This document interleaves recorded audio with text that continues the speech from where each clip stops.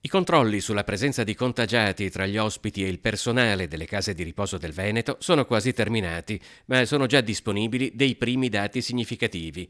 Il principale è che il tasso di mortalità degli ospiti positivi al coronavirus è inferiore della metà rispetto al dato nazionale. Che è pari in Veneto al 15,7%, quando sulla fascia di età 80-89 anni, mentre dal livello nazionale, che era stato pubblicato dal Sole 24 Ore il 13 del 4 e dall'Istituto Superiore di Sanità, a livello nazionale è pari al 31,3%.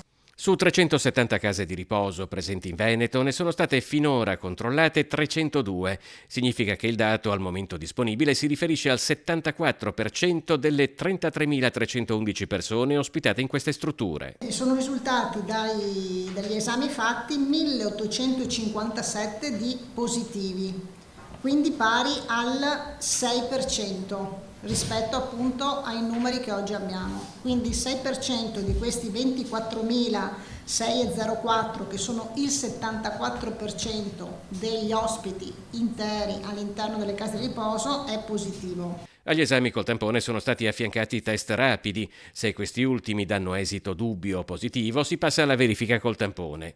Su 30.501 dipendenti delle case di riposo è stata verificata l'eventuale positività a 24.281, il 70%. Sono risultati positivi 920 operatori, quindi pari al 3%. Qui ci sono sia i dipendenti sia i non dipendenti. Cosa vuol dire? Sia quelli, non so, che fanno il servizio cucina, pulizia, tutti.